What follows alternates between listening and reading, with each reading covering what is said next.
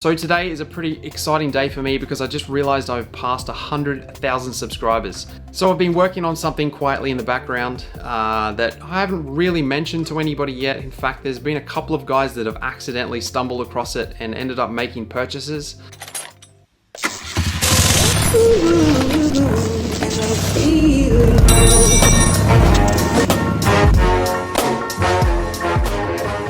I had no idea there was that many of you out there interested in watching bikes getting built. And for me, it all started with a passion that I just wanted to build one. I saw something that I liked and realized I could do it, and I needed to build a hydraulic lift table. So I did that first, shot the video of building that thing, put it into 3 parts, and that was the first videos I put on YouTube, and it pretty much went from there. And I started sharing the journey of building the bike, and I just grew and got better at trying to edit and got better at the sound and the music and putting everything together and try to make it entertaining for you to watch, which in a couple of years I've managed to get to 100,000 subscribers, which is nuts. I want to celebrate it with something that I've been working on that I haven't really mentioned to anybody yet. In fact, there's been a couple of guys that have accidentally stumbled across it and ended up making purchases, which is actually a website that I've put together. Now, I get a lot of comments and questions, so I've been going through those and figuring out the things that are going to help you get the products that you need, that you're struggling to find. So that's what my website is about. It's about helping you build your motorcycle, and that's pretty much what it is always going to be. So if you're interested in building a motorcycle, go and check it out. It's caferacergarageshop.com. It is just at the stage where I'm just starting to put products into it. So it's going to evolve and get bigger and bigger.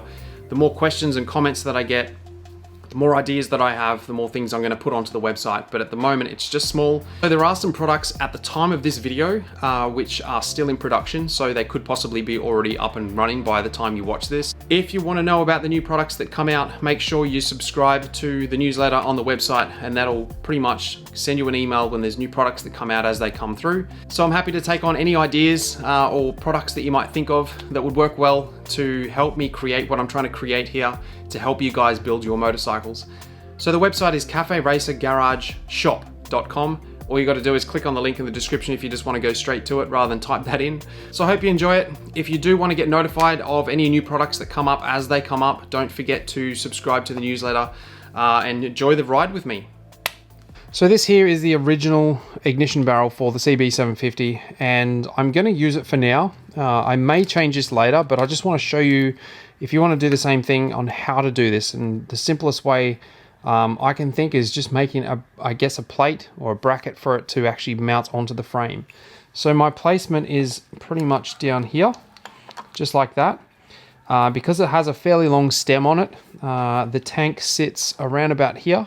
I can still get the key in, I can still access it quite easily right there. And I'll just make a plate that sits pretty much utilizing the original bolts, and then it goes up here and I can weld it straight onto the frame there. That's the plan. Let's make a bracket and I'll show you how to do it.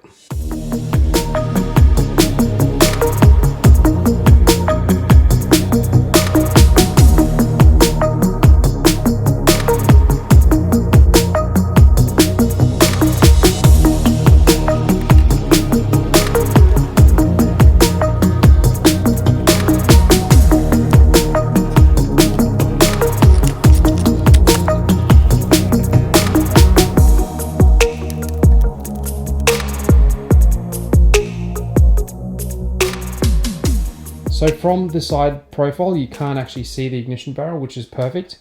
This is actually touching the engine at the moment, so once the rubbers go in the front and rear, it'll sit up probably maybe 5 millimeters. But it's right there, and there's a clear path for the key to go in and out, so I'm happy with that. So now that's done, let's get the bracket made and get it installed.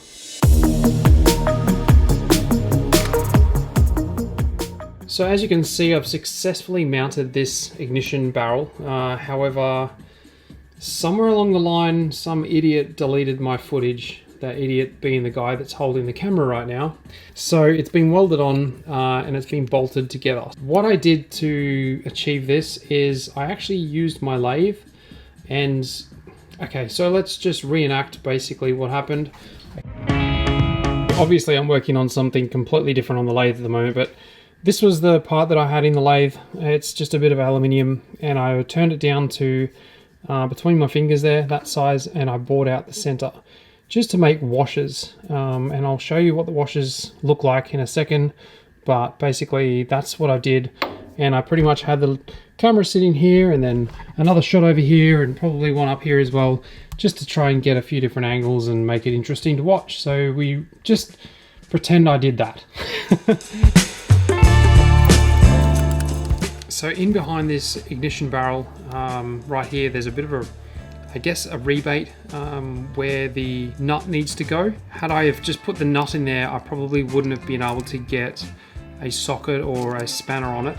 So what I decided to do was, like I mentioned before, was just make some little aluminium spacers, just like this. And that's all it is, just really a washer that just fits in there perfectly, just to allow for that little bit of room for, obviously, when the bolt goes in, just like so, just so that the nut can go on and you can access the nut quite easily without trying to go down into that rebate, because you've got all this stuff on the side here which just makes it super hard to try and get a socket down there. So that's why I did that. Like I said, I deleted the footage, but that's what I essentially did. I also welded this bracket on. This is about a 3mm thick bit of plate, so it's super strong and super secure. I spoke to my friend Willis about this losing of the footage, and he said, why don't you just reenact it with some Lego men? And as much as that was a great idea, I just don't have any Lego men.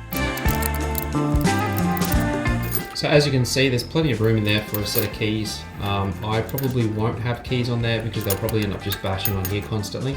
So I'll get rid of the keys that aren't needed and just keep the main key on there with maybe like a leather tag or something. And the fact that this bike has an M-unit blue getting installed on the bike, it won't necessarily need this ignition barrel. This is just an override in case my phone goes flat, because the M-unit blue has an app which you can pretty much start the bike without having to need the ignition barrel. So like I mentioned, the M-unit blue is actually getting installed. It's at test fitting stage right now, so all these wires are just pretty messy, just to make sure everything works. Nothing's been really tidied up. I'm using all the proper connections and doing it all correctly. Like I said, some more clips there, just getting everything in its actual place, ready to go so that we can tidy it up. But if you're interested in an M-unit blue, I will be doing a video on this and explaining the M-unit blue in detail. So look out for that video if you're interested.